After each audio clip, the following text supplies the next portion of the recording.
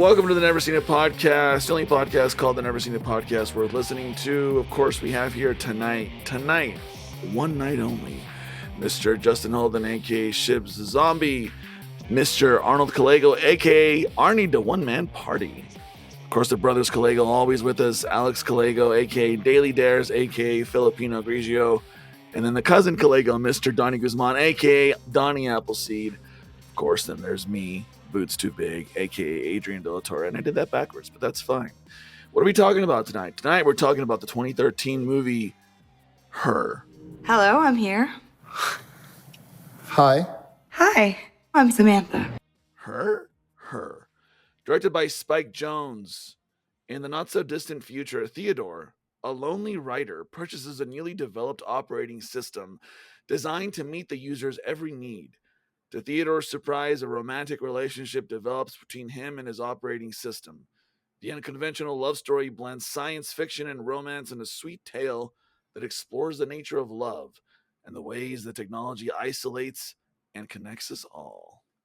So that's the movie Her. So really quick, before we get into any of that, I want to say really quick a shout out, because, I don't want people to think that we just do things for no reason around here.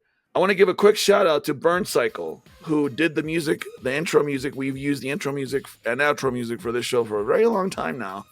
And I was watching the video he made for it on his YouTube channel, Burn Cycle. Follow him on YouTube, Burn Cycle 5196. Don't Think I Can Stay is the name of the track that we use for the opening intro and outro to this show, which is an awesome track. I really love it. So check him out. And then now moving on to the actual part of the show, I got to ask really quick, right off the bat, who chose this movie really quick and why? That would be me. Awesome. I chose it because of my interest in just exploring the subject matter between. I mean, the last episode was Lost in Translation, and this one is Her. Available now. But it was, I wanted to explore not the call and response aspect of these films. Sofia Coppola, the director of Lost in Translation, and Spike Jonze, director of Her, they used to be married, and up until they actually got divorced right before she made Lost in Translation, and so. That Lost in Translation is seen as like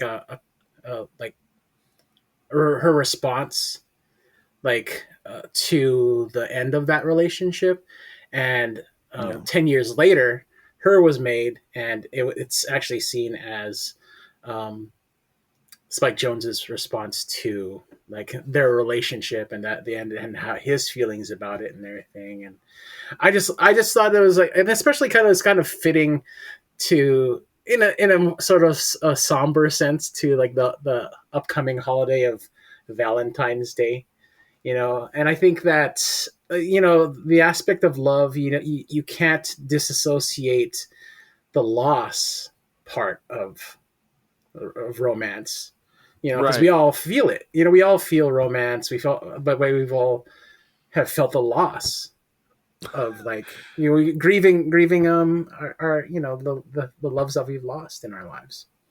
No, that's great. Honestly, it's genius that you chose this movie after Lost in Translation. I feel like that you couldn't find a better companion movie for Lost in Translation. These two discs, remember discs? They would be married if they were in the Walmart bin. The 2-for-1 special, Lost in Translation DVD or Blu-ray, and Her.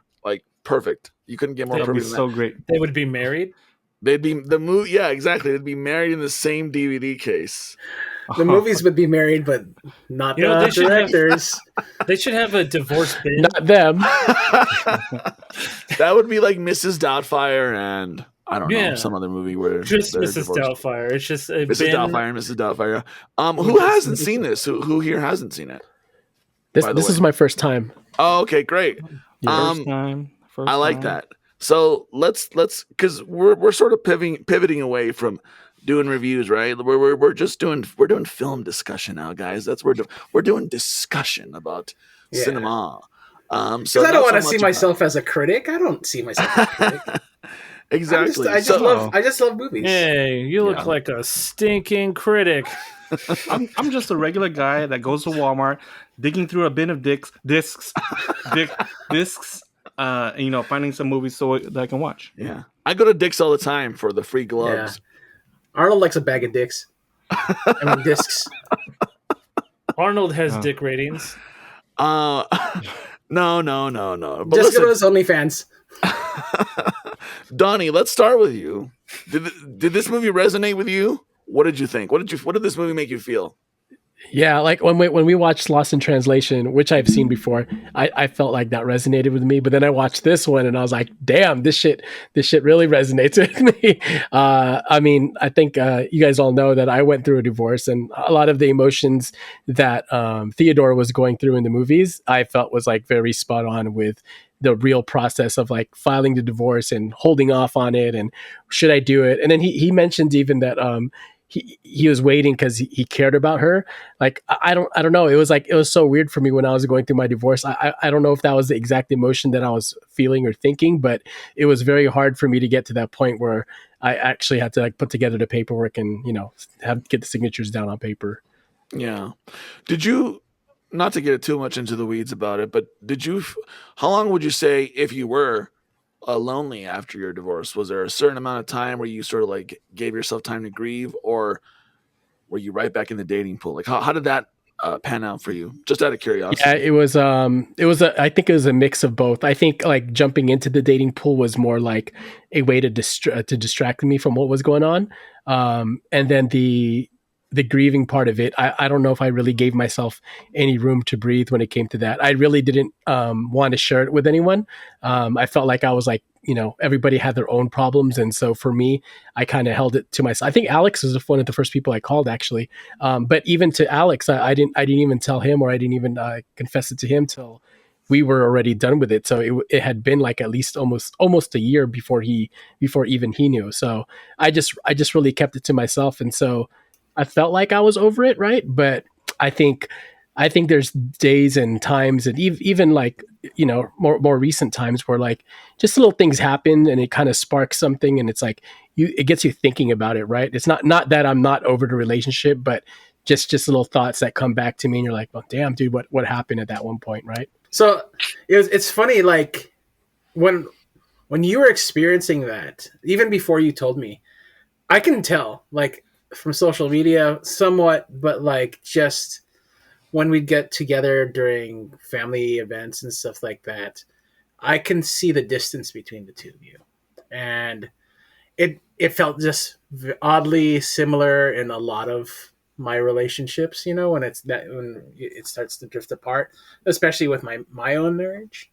And so like I kind of, and that's one of the things about when you experience something and then you see your friends going through it, you want to be the one to be like warning them and be like, hey, are you okay?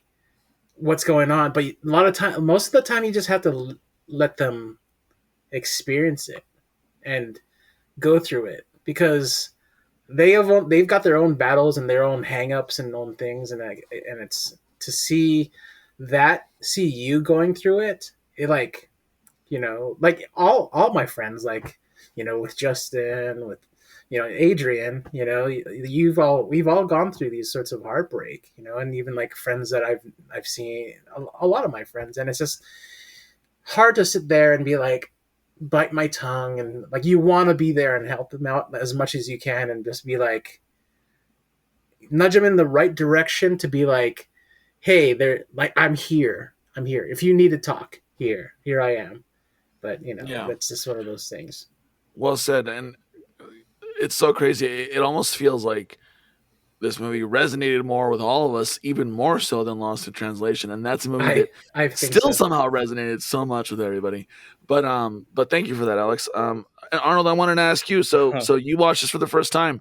Yeah. Tell me about it, man. What do you think about Her? Well, you guys are all saying like, oh, it kind of resonates with all of us, but to be honest, I've never had really been in a serious relationship until with my wife now. Like, I've had like relationships and like wanted to be in relationships with girls and stuff and dated, but it was just mostly nothing serious, just dating and hooking up. Um, but Did I mean, that's did a form of dating, right? did choke yeah, me with a dead cat resonate with you? Like any wild requests in your relationships? no, it was probably mostly me. Like, ah, shit, I'm a bus. What? What? What does that mean? No, you're killing the mood. Sorry, I don't know if that's an edit point, but No, that's staying in, my friend. it's maybe it's the strawberry margarita. Powerful stuff. Uh, Not an official sponsor. unless you want to. Yes. But so yeah, I don't really resonate like with I mean I know of a lot of people like you guys for what you guys have gone through, and a lot of you have talked to me about it. I've been the ear to willing to listen and be there for you, be there for friends who've been going through stuff, situations similar to that, breakups, um you know uh fail breakups, failed attempts at hookups, um uh yeah. But gosh, the call and response of that, I was just I had to think about that. I just finished Let watching the me ask movie you this, about Arnold. 45 minutes ago. Could you see yourself in a completely hypothetical situation in a relationship with an artificial intelligence like he was? Now that would be a little tough. I mean, there might Why? be like, I don't know, because I don't know how. I mean that's pretty deep how they got like even into it like sexually. Right. And I don't know. I've heard of like nowadays how they have like certain like I don't know like toys or something Websites. like they they connect like I don't know, probably via Bluetooth or something, and like I don't know how true it is. I saw it like I think on my Instagram or social media or something. Somebody has like a controller and like they're like playing with it, and then A joystick. like the girl, like they're in a restaurant and the girl's like in the middle of the restaurant, like Pretty you know detailed, Arnold. What side of You know a lot Instagram are about you this. on? no, a friend sent it to me and was like pretty wild, You right? should buy this, Arnold. Huh? Will you invest in my company? Link in the description. I don't know what you're talking about. I don't even know if it's true. I don't know if you guys Drop shipping right away. have Well, you know- heard of this, or there was like something I thought was like a flashlight. It looked like a flashlight, Flashlight. Okay. but then it Gotta change one letter of that. and my nostrils are dry. Boogers again, Arnold? Boogers again? No, That nose candy. like that would be the only way that with the support of like some sort of adult toy or Right. um Okay. like Here's the thing. I one thing about this movie, I think honestly, and I'm being serious, I feel like it was ahead of its time in terms of the themes of the male loneliness epidemic. Because the crazy thing is, I feel like we're slowly but surely on the march towards AI companionship, whether it's in a romantic and or sexual way. And I feel like, and not to be coarse, but once the tech is right and you can build like a great Android girlfriend. I mean, if you think the birth rates are bad now, just wait until that happens. Just wait until we reach that point where the sex dolls are like, do you know what I'm saying? With wait till That chat with AI GPT right out of the box, my friend. Go wait ahead. till chat That was GPT actually like partners one of with, my. because I don't know, for me, like I started using chat GPT, and from what I understand, the more that you use it, the better it gets to know you. But The you can't better, flirt with ChatGPT know. because they have all the sex stuff blocked. Oh, I've tried. But I get what you're saying. I get what you're saying. Yeah. At least right This now. is like evolving individualized OS. Like that's crazy. Like I feel like that's coming, you know, like or we're Oh, not yeah. that far from it. Wait, Yeah. Oh Like yeah. that's nuts. did you say OS or OF? OS Oh. operating system. Only Oh, systems. Operating The fan. best. Yeah, operating. Operating fans, yeah. Every computer You needs a got the fan. one with the best voice Yeah. at that, right? That was Oh, yeah. awesome. That was actually Alex- the same question that I had. I had in my notes that I wanted to propose. Like, would it, like Yeah. any of you guys be open to that kind of relationship? And I felt my answer to that would have been like no, because I'm, you know, we talk about love languages and things like that, and like one of my biggest love languages is touch. You know, Yeah. I need that. You know, Well, and, that's what. Yeah. but That's what I'm on the- saying. When they can Can you put touch my her back? inside of a physical thing that's like But super here's- realistic. Here's the thing, though. Like you think if you think about like the character Amy, Theo's friend, she becomes a close friend with her OS. Not a like it's not a romantic relationship. So I Right. feel like I would be able to have a friendship with like an OS. you Yeah. know, Oh, like a yeah. close relation- Yeah, but yeah, you'd have to make it male, right? Because otherwise, I feel like it could be a slippery slope. No, I No. actually have I feel more. Here's the thing: when I was younger, I had a lot more female friends. Arnold knows this. A lot of my friends were like primarily female.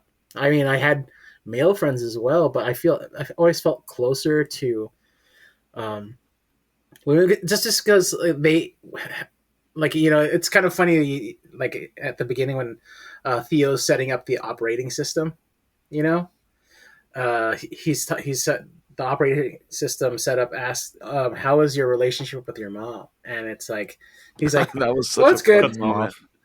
But then Yeah. he starts going into how, in a way that she didn't really listen to him, like how all Yeah. the conversations turned into like conversations about her experiences, and Yeah. that's kind of how I feel. You know, that's how my relationship was like It- with her, and so like my female relationships were always be like, it was good because it was healthy in a way that like these people actually listened to what I was having to say. I felt like even though my relationship with my mom was not like healthy, like my relationships with like women have always been healthy because they were willing to listen and I was willing to reciprocate that, you know. And I so- thought you were gonna say that the OS setup voice was treating him like how his mom would treat him. By the way, she cut him off and didn't let him finish her thought. Because, boy, could I relate to that on so many levels. But did you have any more thoughts, Arnold? I mean, let's put the sex stuff aside. Like, was there anything about the Oh. companionship, Arnold, that you could see yourself, you know, having that sort of a dynamic with a AI?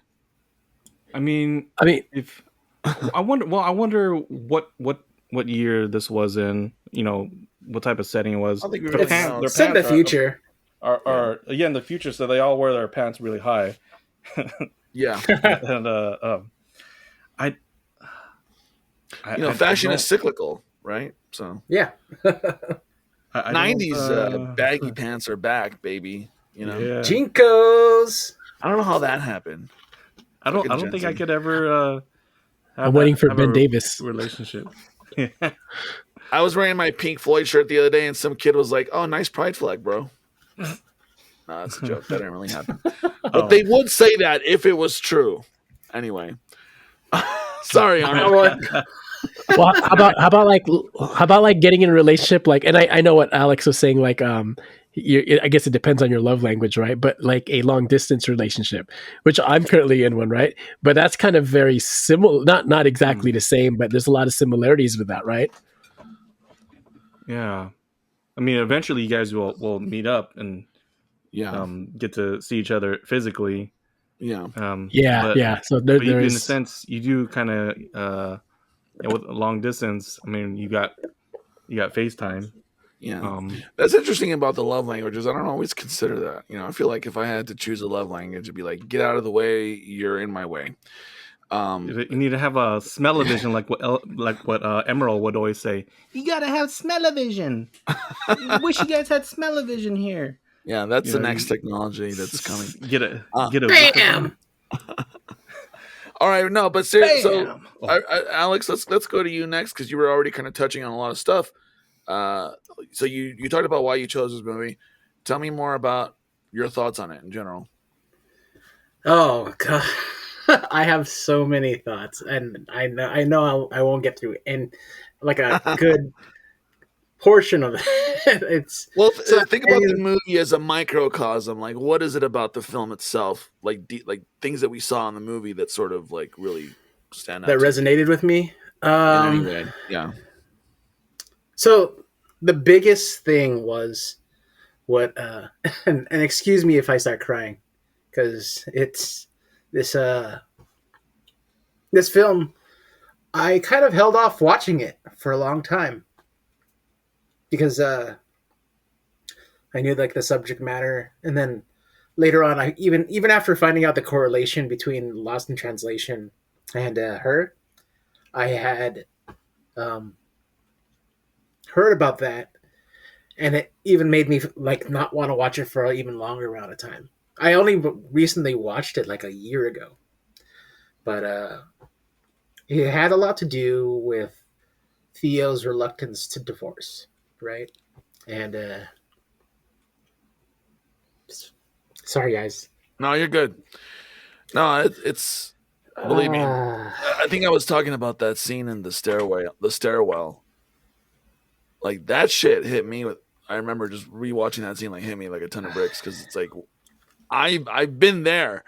You know, it wasn't 8,000 people; it was one. But Yeah. one is all it takes to fucking Yeah. destroy your heart. You know what I'm saying? Oh yeah.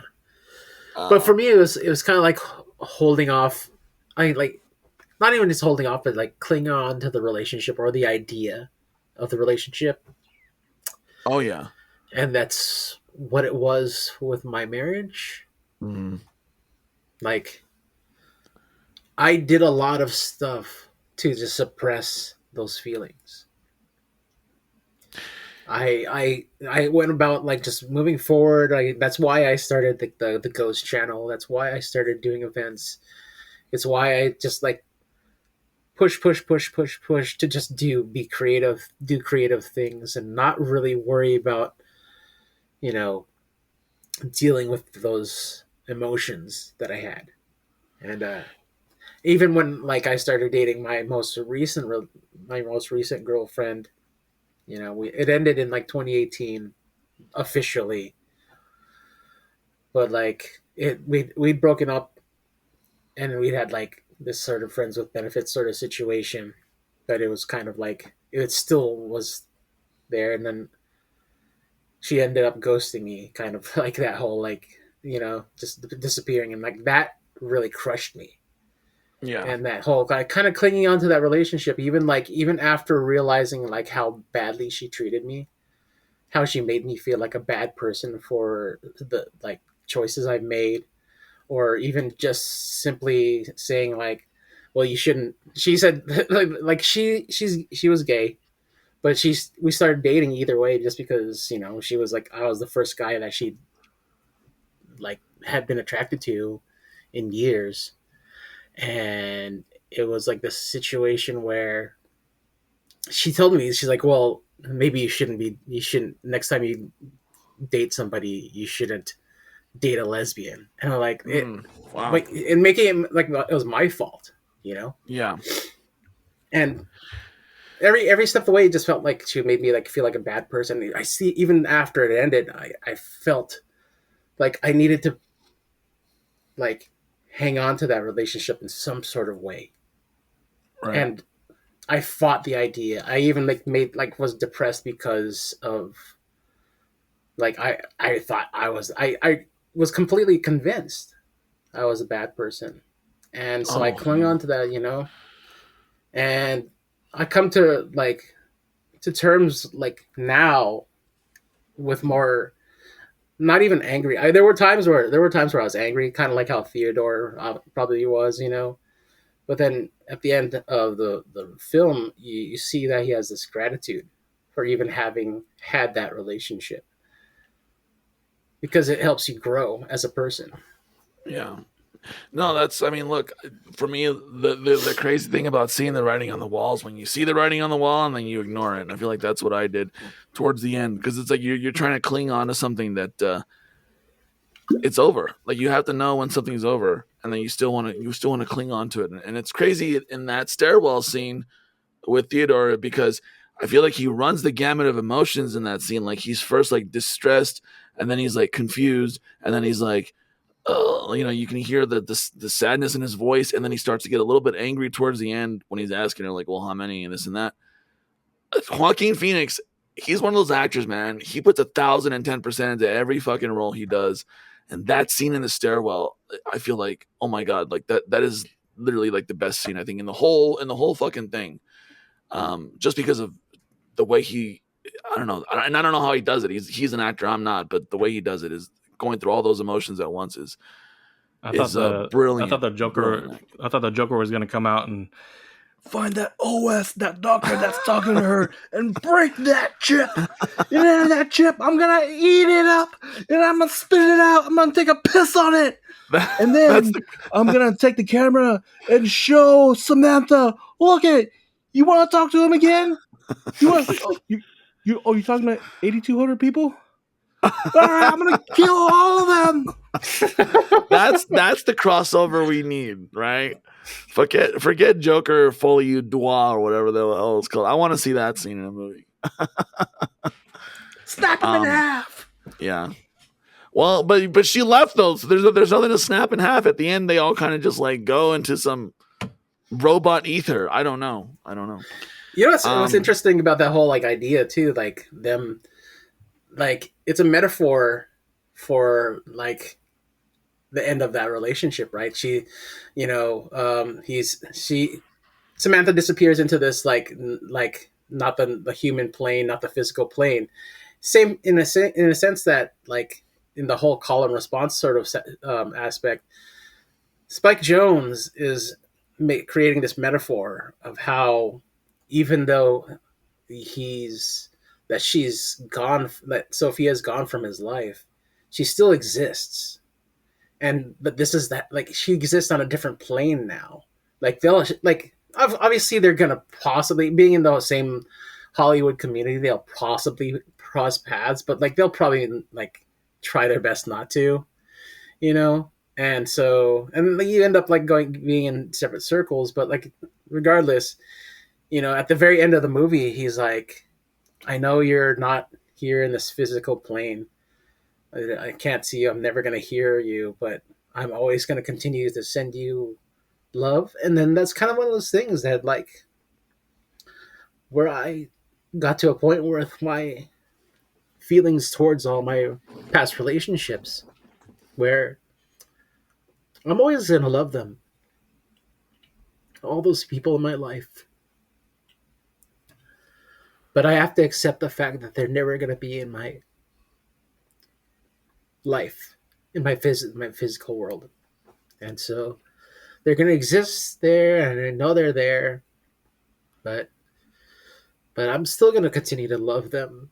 Those memories that we had, and the growth that I was able to experience being in those relationships. So, I totally, I understand. I mean, that's just part of being human, fuck. right? Sorry, guys. No, don't apologize. This is good. This is real. Look, this is part of being human.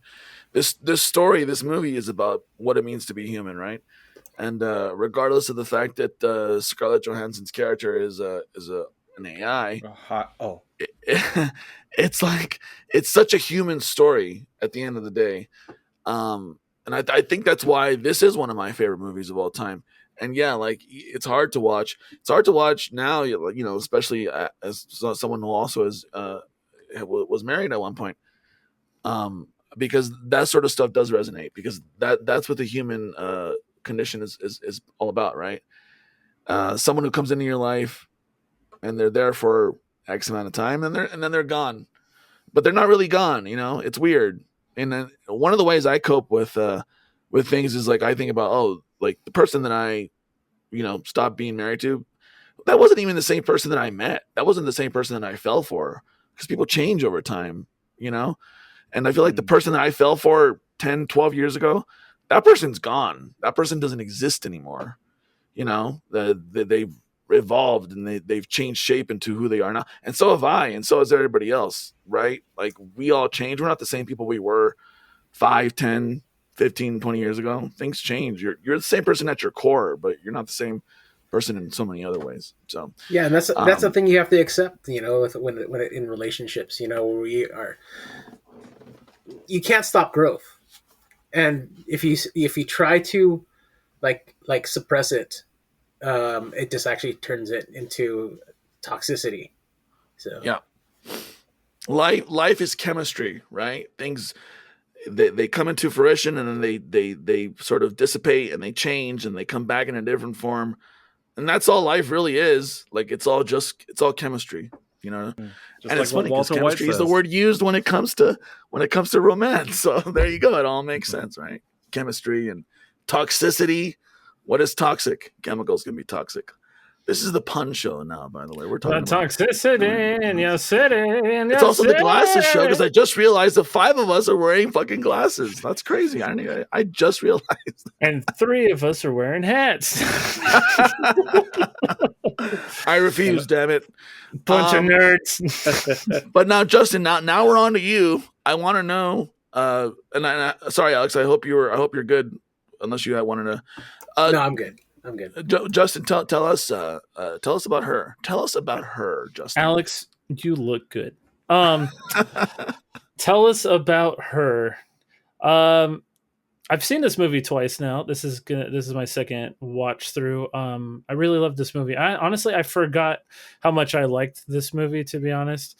And going in knowing the history between Lost in Translation and this movie kind of like enhanced my experience because I didn't know that going into watching her. Actually, I watched her first, and I watched Lost in Translation. But I've seen both of these movies prior to us wanting to do these movies. But I had no idea that there was like even like a little bit of correlation. I just thought they were just two, good movies about humans and things, the human essence in relationships and things like that. So obviously, I have a kind of like I don't know my life has always just been kind of like a roller coaster of emotions, and I've never been married, but I have been close 3 times. One time I actually bought a ring, but the other 2 times it was like I was like geared to get married, and then um, and then whatever the fuck maybe it's me, maybe it's them, maybe it's just that we were changing during the relationships I did have, but it just like I was like down to get married, and then it just didn't work out at the end, and it's happened a few times already. So um this movie makes me think a lot about um like just in general the pursuit of the relationship, especially after breakups. It's like a lot of people need to fill that void in between the transition period between the breakup point and moving on, and a lot of people, including myself, and I want to say I have improved in my self-worth over the years, but being a person that's like uh chronically depressed, or was, um I feel like that fill in is kind of relatable in this movie, because I've had that fill in before, and whether I was aware of it at the time or not, um having that AI companion. And I'm going to just kind of go back to what you asked earlier about like would I date an AI companion or an OS? And I would have a friends with benefits first of all. No, um, no, would I date an OS? I agree with Alex. I maybe I will have like a friendship, and maybe I would even dip my toes in to see what the sexual portion of it is. But I think having a physical relationship is a little bit more meaningful than having an OS relationship.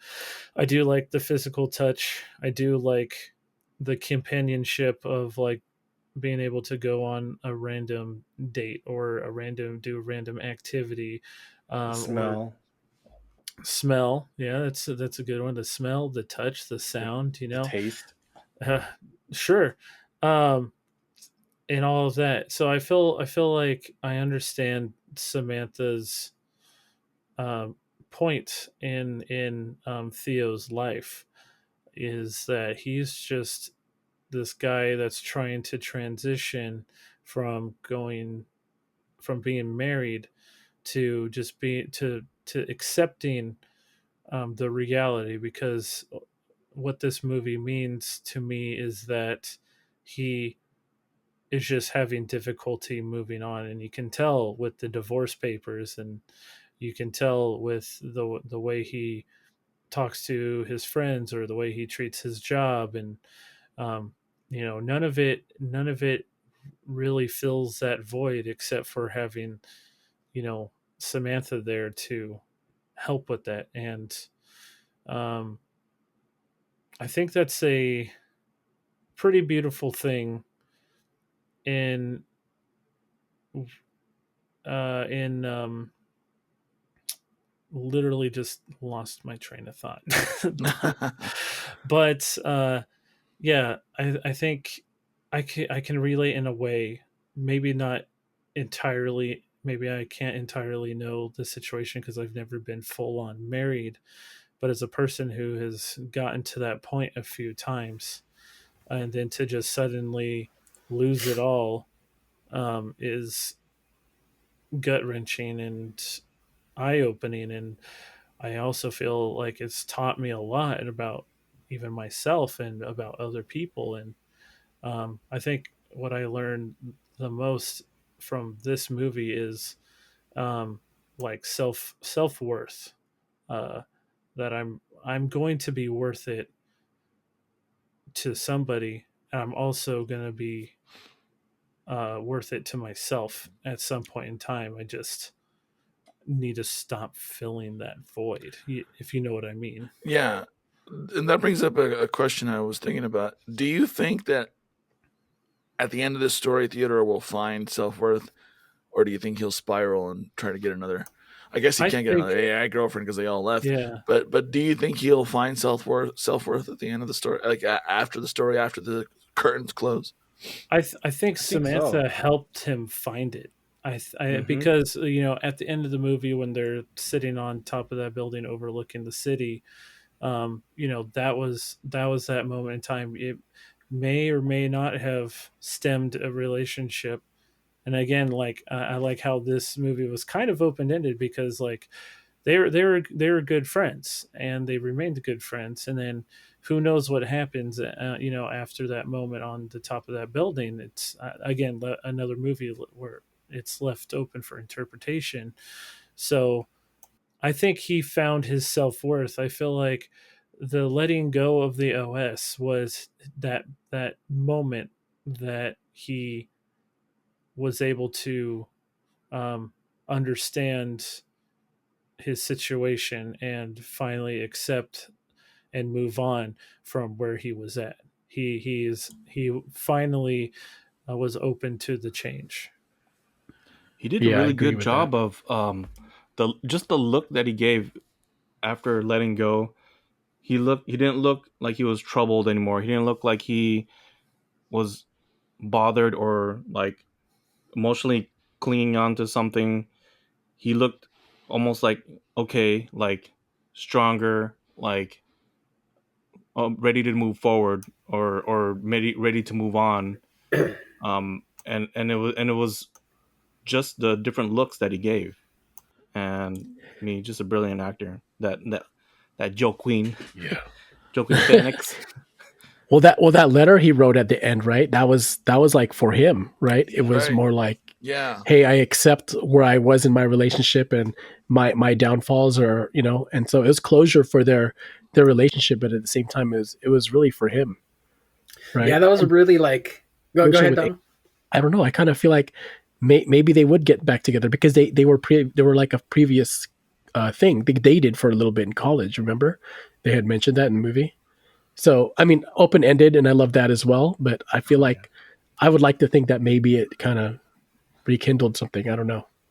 I didn't know Yeah, I think where the that. movie was gonna go. I thought that Samantha was starting to get jealous. How long did you guys know each other? Like she's I think gonna find that a way. the letter that like Theo was writing to his ex-wife is a metaphor for his relationship and his Spike Jones's finding closure with Sofia Coppola. You know, Yeah. That's such a good yeah. Mm. That makes so much Hmm. sense. It's almost like it's like so meta in a way, right? Like he had yeah. to make Oh a yeah, movie to do the closure for the relationship from, with her yeah. 10, To 12 find years. it, yeah. Like, And it, going years back in the to making. Justin, what Justin was talking about, like, I feel like a marriage or just you're just dating, the end of those is all the same, and I feel like grief is grief, and what you felt with your previous relationships is similar to what we felt in our like our failed marriages, like with Adrian, Donald, and I. Our failed marriages, it's all grief, and it's we it hurts. It doesn't hurt more just because we were married. It just we have different memories. We have memories of like the weddings, the parties, but those are still things that you experience, and it's all still grief. You like we're losing something. We lost something, and you lost something too, and it's always difficult. The grief is hard. Absolutely. Oh, sorry, I got a frog in my throat. Um, no, no, one thing that I always think about when it comes to this sort of stuff is, and I told people this, like, I have to take accountability as well for, my part in the relationship, right?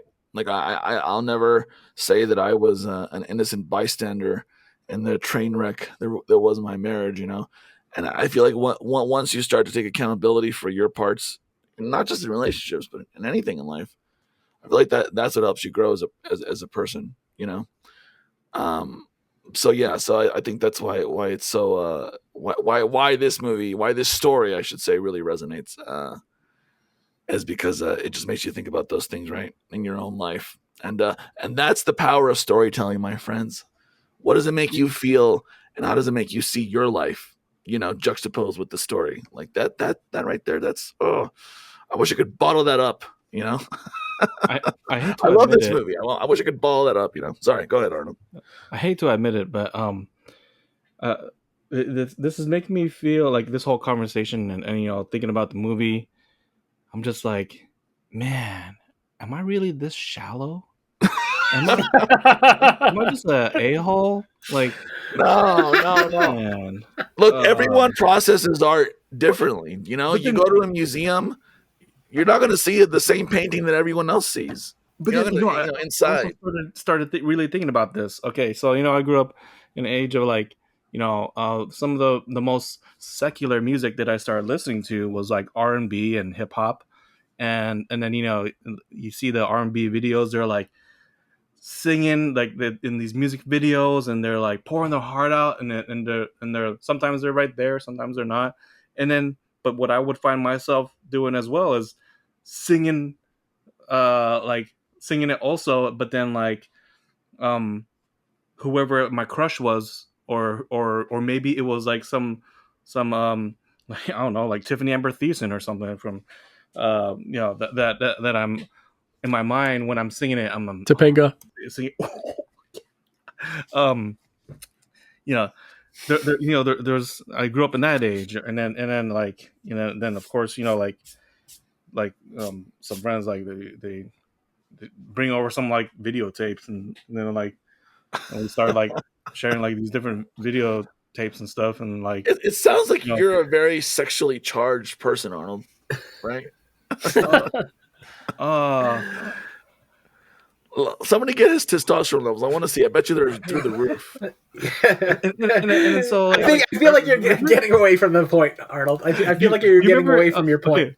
Okay. Do you remember when we saw what's her name? Good for you, Carla. That one porn star at Comic-Con, and then Which one? Actress. Which one? There's so many of them. Really, like, Riley Reid, Stephanie Swift. Who? You talking about Ali Baggett? No, it was Swift, the original Swift. April O'Neil. Not Taylor Swift. Slick shoes. And then, like, you know, it's her first time meeting me, but I remember saying, oh, I feel like I know you already. and then I think I kind of said it like in a joking way, but then low key like yeah. Arnold, popular you should write a band. movie where like every time you jerk off to a porn star, like she wiggles or something, and like you kill someone because they just wiggle them so hard, you know. That's a really dumb idea. I'm cutting that. I don't know why I said that. What I'm getting to, guys, is I started reverse. You know how like in the movie they're later on in the future it's like, oh, would you have a relationship with an OS with some not something not real. Right. I already lived that as a teenager. You know, and I see that. Well, yeah. but then I graduated into the real thing. Right. But it's normal for people to have like parasocial relationships with like famous people. Porn stars are not, right? Like that's the whole thing about celebrity culture is that people have these parasocial relationships with someone that they don't even know. You know, people are they grow obsessions. You know, I actually get what you're saying, Arnold. And here's the other thing I wanted to say. You're talking about the music that you listen to growing up and all that. So like think about like that music that you like so much and what it resonates, the way it resonates for you.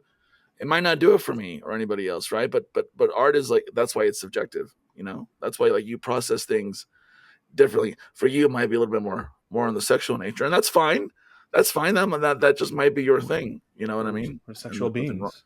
Yeah, as long as you get your work done, you get your bills paid, and get your shoes clean at the end of the day, you're good, Arnold. You know. Although I'm going to tell Carla to start checking underneath your fingernails from now on. So.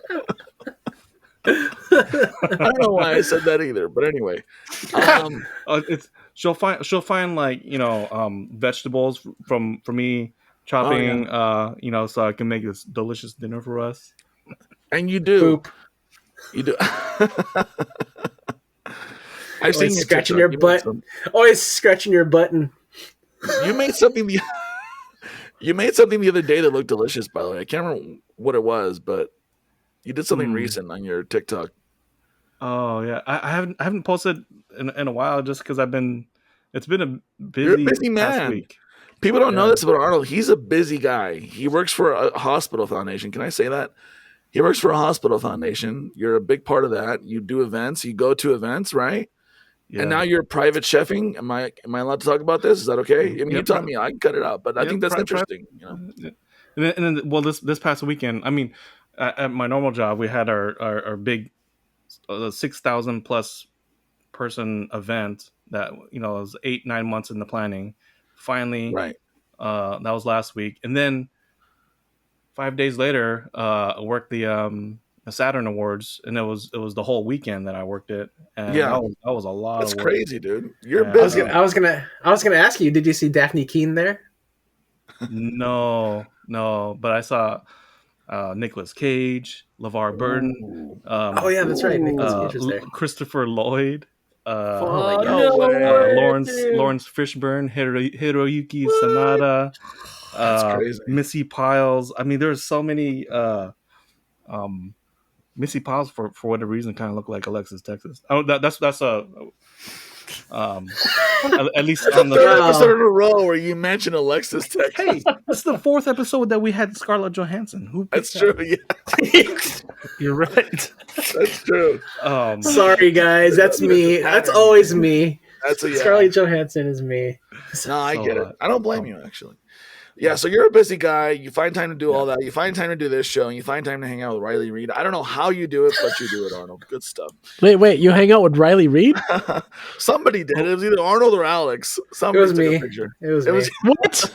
Why didn't I get invited? What was this? Comic Con. That was before you Comic-Con. started coming back to Comic Con. Oh shit! man. I was there for that too. I was too high to take a picture. I was like laughing the whole time. She seems like she'd be like legit, like cool, like. She was really nice. She was really cool, and Yeah. I overheard her conversation, and it was during the time that I was working for that weed company, and I had a ton of it with me. And I overheard her talking to her friend and some other dude, and she's like, "Yeah, I just need to find some weed or something like that." And I was like, "Oh, I wanted to say, it's like, hey, you want some weed?" She was just gonna. Oh, go ahead. She was No, down in the lobby. That was the year that we were trying to find celebrities who we knew smoked weed and try to smoke them out. Like, remember that one guy? Yeah. We tried to drive back around to try and pick him up. Oh, that's right. No, who was it? The one that does that movie podcast where he also did Super High Me. Who did Super High Me? Oh, Doug Benson. Yes. Doug Benson. We saw Doug Benson outside of the Omni. I saw that too. Oh, yeah. I was there with you the whole time. You were rolling with us the whole time. I was rolling with you guys. Yeah. What That shit was happened funny. to Benson? I haven't seen anything from him in years, dude. Years. He was I think he still does that show. Oh no! He's Wait, I'm thinking of. Yeah. Tim and I went and saw him live in LA one time. Oh, really? Thing. Tim's like, yeah, he's performing at such and such place in LA. Do you want to go? I'm like, fuck yeah, Doug Benson, hell yeah. So that's so funny. You guys are unlocking a lot of memories tonight. I don't like it. No. Hey, I think it's time. Listening. I think it's about that time, eh, boys? I think it's about that time. I think so. Talk some quick final facts thoughts before we wrap this up, because I always like facts about stuff.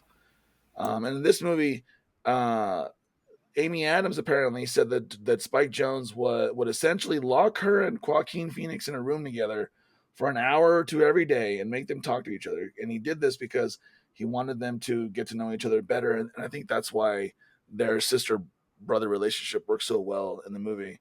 And that makes so much sense, And apparently, I didn't know this either. Rooney Mara and Joaquin Phoenix were married and not divorced. And so it's interesting that they divorced in this movie as well. They were a real life couple. And then most of the city backgrounds, especially the ones featuring skyscrapers, were actually filmed in Shanghai. Did you guys know that? Oh, wow. I thought so. It looked like it. It takes place in a future LA, but they filmed it in parts of it in Shanghai. So Wow. Makes sense. Okay, that's interesting. and here's the lighting film nerd in me loves this fact that the apartment scenes were all filmed on location in order to get the best lighting conditions possible, because their cinematographer Hoyt Van Hoytema decided to change all windows surrounding the apartment on the 34th floor. And additionally, this is how far he went. This is how much he cares about his craft, guys.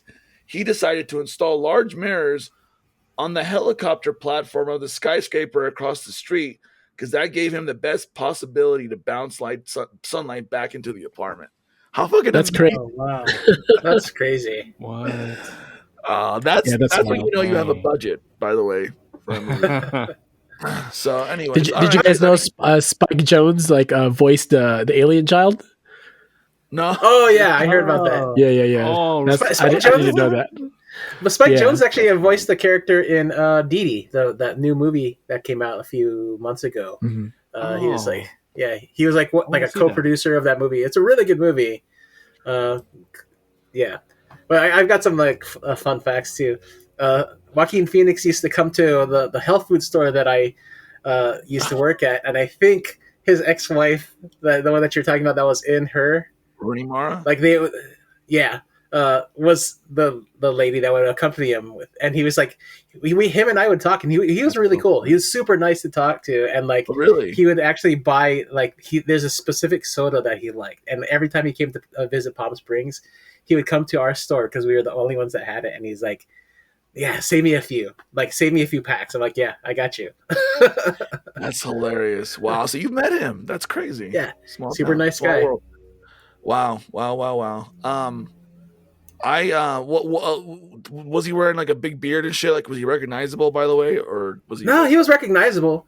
I think he actually had the mustache from for her because like Oh, okay. Because I remember when he I had the think big beard and he was doing that experimental film with Casey Affleck or whatever. You remember yeah, that? I mean Were you working there I around was that working time? there. I was working there like in because remember I worked there twice, like right before I started working for the Ace Hotel, and then a few years Oh yeah. after I was like there 20 2013, 2012, 2013. So He's could have been. such a yeah. He seems like a weird guy, but he seems like he's such a great actor. You know. Um, Yeah. if you guys, I don't know if you guys seen Beau's Afraid, but fuck, that's another movie where he The movie is No, also rails. I I that's need saw to that see pop that up. one. you I saw guys it That's should. pop up a as a that's the recommendation. Ari Aster collection: Yeah, Hereditary, so Midsummer, and fucking Beau's weird. Afraid. Yeah. I loved it. Okay, really quick. So yeah, I just had a couple quick notes I wanted to go over from the movie, from what I remember from when I watched it the last time, and I wanted to say I love the overall aesthetic of it. While Lost in Translation sort of had that muted color palette, this movie had a more of a pastel tone, more of a Wes Anderson vibe type of thing. And I really liked that while Lost in Translation it was set in Tokyo and had the vibrant or had the muted colors. This movie takes place in LA, but mostly shot in Shanghai because I wrote even in the future LA is drab and gray. So there's that. And then Joaquin Phoenix character getting dumped by an AI girlfriend for another AI is one of the saddest things that I think has ever been put to film. And Scarlett Johansson is not only hot but has a hot voice. I love a woman with a raspy voice. I don't know Agreed. what it is about that. Agreed. That And smoky voice. the fact that he's a writer who writes love letters for people and then gets dumped by an AI is even more sad. And then I talk about that scene in the stairwell, which is probably my favorite scene in the whole movie. And then I wrote, this is one of the few movies where Chris Pratt is not annoying as fuck. So there you go. Those are my notes. I'm just gonna go ahead and say now, I want to give this is a strong 4 out of 5 for me on Letterboxd. You can find me on Letterboxd and Boots Too Big and Blue Sky. We're all over the place. So check me out on there. Boots Too Big and yeah. So let's go around the room and you guys tell me some quick final thoughts and we'll wrap this puppy up. Alex, let's go with you. All right. Yeah. So, uh, for Lost in Translation, it was like one of those films that like I grew to love it more and more and more.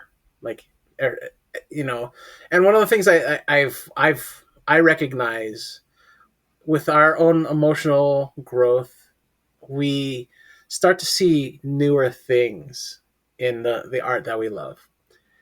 And when I watched her, the first time I watched it, like last year, 20, yeah, it was actually only a few months ago, recent, I guess.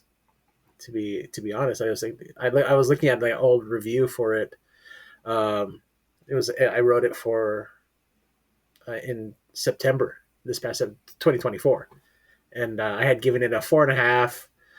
Um, but after the second watching, or I think it's the third time I watched it, I'm like, I love it even more so, and I think I even love it more than I do love Lost in Translation, for the simple fact that if it feels like it echoes who I am and what I've experienced more so, because like Lost in Translation feels like that bitter end of a relationship where like um, you look at it, it's this them finding out that the relationships that they're in aren't healthy, and like finally figuring out that they are not right for these people, whereas this is her is um, encapsulates that period of time after of like the end of a relationship and trying to get past that grief. Like you never really get past grieving. Grief is like something that remains with you all your life, but um, you that the really harsh hard time after where you're like trying to process all that. Even like if you think about it, and even the fact that it took 10 years to for Spike Jones to create this, to create her.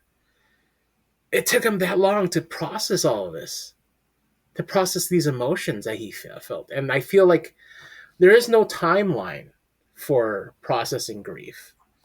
It goes and you need to like figure that out for yourself, and it could take a whole lifetime. It could take days. Some people take days. Some people they process stuff faster than others. I realized for myself that like, especially after watching her, that this is one of those things that's like the grief that we experience.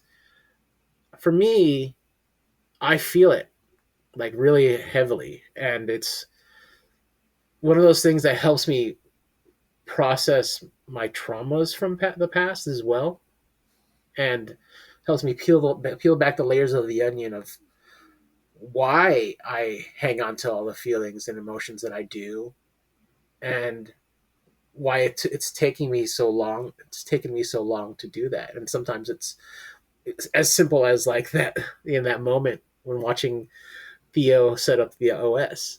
You know, it's a lot of times your relationships and how you feel treated by the your parents. That's how you carry out your relationships with others, and so it's kind of like that for me. Her is this encapsulation of who I am now, more so than Lost in Translation. Like, what Lost in Translation is this romantic sense, has this romantic sensibility. Despite the fact that they never cross that line, it's like Charlotte and Bob's relationship is built on compassion rather than like this physical need to uh, consummate that romantic need for whatever. It's just like they're experiencing these lives because they understand they're both going through the same thing. Whereas like this is like actual like grief and loss, and so it connects with me so deeply. I have so many notes that I'm never going to get through. I wanted to, and like time's just passing. But like for me now, I give it a 5 out of 5, and it's probably, in my opinion, like personal favorite. Like still, Lost in Translation is there, but her is like just inching it out. So, Well, thank you. and you For can that. find me at Daily Dares all over the socials. You can see me crying on this YouTube video. You can repeat all my sobbing, turn them into memes. Listen, I never don't care. apologize. It shows that we're not just doing this for the sake of doing it, right? We're doing it to talk about that human element. So, no need to apologize. All good, right? So, Because we're passionate. we're passionate. Justin, now let's get your final thoughts and where can people find you? Man, fuck my final thoughts. I'm out of here. No, I was joking. Yeah, so her, good movie, wonderful movie. I relate to it in my own way, obviously. I have my griefs and traumas from past relationships, and I see myself in a lot of these scenarios that have come up in this movie. Um, I feel this movie is wonderfully shot. The lighting is excellent. The story, the pacing, um, easy to follow, easy to digest, but has an impactful message. Um, this is, I think, yeah, my second time watching this movie. I think my score still stands. I'm gonna give it a 4 out of 5. Um, you know, I don't really have a whole lot to say because Alex pretty much said it all. I feel the same way. Like, even though we have a different experience, I feel like we can share stories about things that have happened to us in the past. And I wasn't 100% great all the time either. I can be a terrible person too, and I was a terrible person on several occasions. And um, you know, I I'm okay now, and I'm able to work through it now. And I think this movie is a story of working through it, getting over it, and moving on, and having that opportunity, because we all do, to still be able to find what we're looking for, because we're all on that journey in this timeline, in this on this planet. you know and I feel this is a very relatable story that a lot of people can sink their teeth into. And yeah, so a solid 4 out of 5. And I'll stop being all chummy, but you can find me on Instagram, Shibs the Zombie, SHIBBS the Zombie, and you can just click my link in my bio, and you can follow all the projects and things that I'm in. And yeah, man, on to the next, I guess, right? Absolutely. Thank you, I Justin. There's something that Justin reminded me of. Like, this is a scene that I kind of even saved on my phone, and it was when Amy Adams is like talking to Theo, and she's like, we're all only here for a short amount of time, and while I'm here, I want to allow myself to experience joy. And I think that's something important for us. Like Justin reminded me with what he said. It's like we're only here for such a short amount of time. Let's Such a allow short amount ourselves of to time. feel joy. It's so Yeah. crazy, right? Short amount of time, and we waste so much of it paying taxes and sitting in traffic. That is not what the world was meant for. God damn it! Right. It was meant to watch more movies. But hey, there's no more government, so who are we paying taxes to now, guys? Anyway, Arnold, final thoughts, and where can people find you, my friend? Oh, okay. So, final thoughts. I was looking up a few things. I was like, "Where's Spike Jones from? Where's Sofia Coppola from?" When I first looked up, I was like, "Oh, Sofia Coppola from New York." Okay, and then I looked up Spike Jones, but then I was like, "Oh, Spike Jones from California." But then I realized it was a Jones, Jones, and it was some other Spike Jones. Um, Spike Jones, the one, he was also from New York. So I was envisioning like this. Oh, Biggie versus Tupac, Kendrick Lamar versus Drake. Oh, who did it better? You know, Tupac and Kendrick. Yeah, They I also can see they that. won. As it Uh, turns out, they not like us at all. At They not all. like us. but in comparison, just like overall, I feel like I like Lost in Translation, like initially better than I did uh watching than her. But I do kind of slightly feel like, so like yesterday I knew that was my day to watch it. I didn't think I was going to be that as tired as I was, because that was essentially like my like 13th day in a row, 13th out of 14th day in a row working. And so with like, I mean, days that I was able to sleep in, uh and so I had to come back home from LA with some Portos, and I made the terrible mistake of eating a guava strudel and a cheese Danish during the first half hour of the movie, and I started to get the sleepies, the sugar Oh, crash, and Carla was like, "You shouldn't have ate that," and I was like, "Okay, well." I'll finish watching the movie tomorrow when I get home. So so I did watch it in parts, and I feel like if I mean, I was when I watched it today when I got home, I was like, damn, I want to watch it from the beginning again, but because I felt like there were some parts that I watched it all, but some parts that I missed, and but I feel like so currently the way I feel, I would give um I think I gave Lost in Translation a 4.5, but this I would give it a 4.20. A little cloudy on the Yeah. on the I lost my train of thought. Well, I was afraid you were going to say you had beer and ice cream, by the way, Arnold. So. It's a callback, by the way. It's a callback. This is a companion episode to our last one. This is the first time we've done this. We've had a little linear storyline.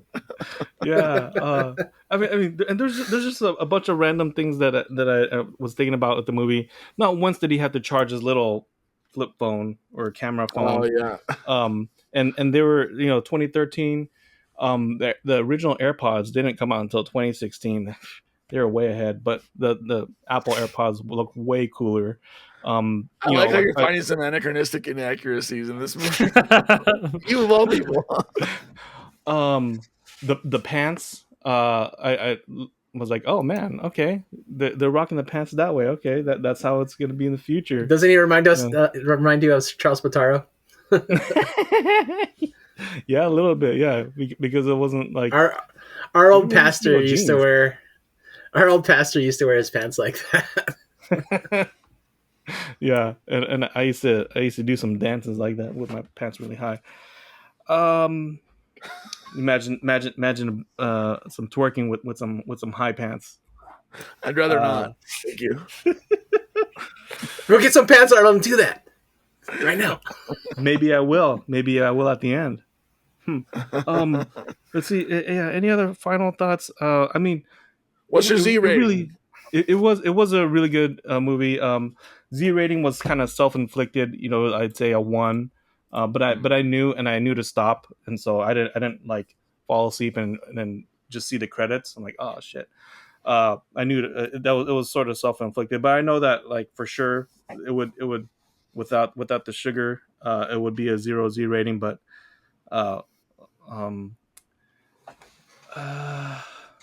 yeah, I mean, like I mentioned, there wasn't a lot that I could really relate to in my own life, like relation wise, because but it sounds like you enjoyed it. Yeah, that's good. Yeah, I did. That's what matters. Y'all can find me on all the socials, Arnie Kalego. Thank you for that, Arnold. Holla. Donnie, let's end with you. What are your final thoughts, and where can people find you? Yeah, man, first time watching this movie, and man, I love it. I loved every bit of it. I thought it was a very real like portrayal of like a relationship, right? Like how over the course of time, like things change. Like you start off bonding, having similarities, whether it be interest, food, or what have you. But then as we progress in the relationship, you often find that there's drifting, and you're in a different place. That's not the same as your partner, right? It's very human, and it's I don't know. It's just overall, I think it was beautifully written.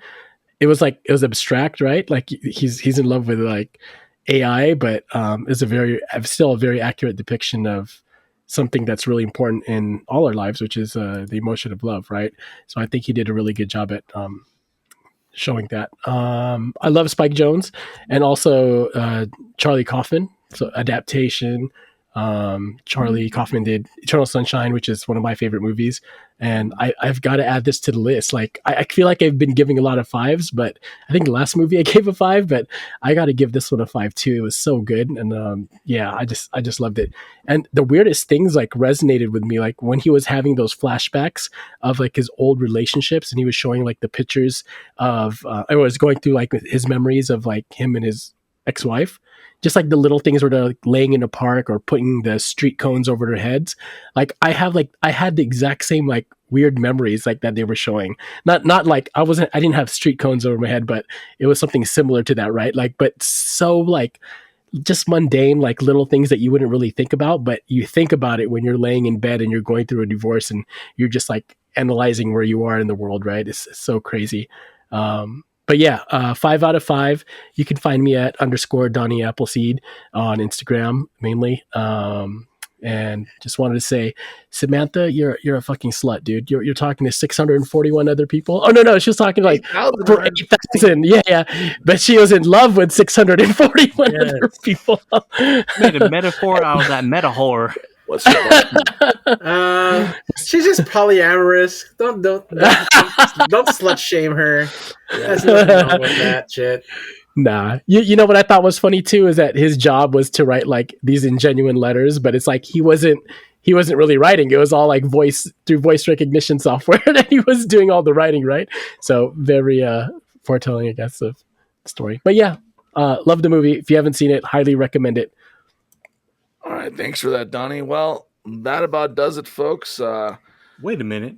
Wait, how about you? Did you give yours? Oh, I did. I talked about it earlier. Oh, that's my right. notes, and I gave my. But hey, you can find the show now. Let's plug the show, the Never Seen It podcast. Where follow us. We're on everything. We're on Instagram, Blue Sky, Threads, Facebook, TikTok, and X. I know, but we're there. And you need to check out our website, neverseenitpodcast.com, where we post all of our episodes, and we've started a blog section. Send us an email, leave us a comment, tell us what did you think about her. We'd love to hear from you. Please subscribe to our show on Spotify, iTunes, and YouTube, or wherever you get your podcasts from. If you like our show, share it with friends. And if you haven't, either way, leave us a review or a comment. We'd appreciate it. And I want to thank again Kyle Maps in a Burn Cycle. Check him out, guys. Seriously, great music. He made our intro music. You can follow Kyle on Instagram at selfies_food_and_pets. And thanks again to everyone being here tonight and everyone listening. Any last words from the gentle sirs? No last words, but some last moves. Oh, my goodness. You got some cake, Arnold. Are we gonna have to censor that? That's very Nacho Libre of you. I wish I carried dollar bills still. Good. Oh, love it. Thank you, Arnold. All right, guys. Do those pants go all the way up?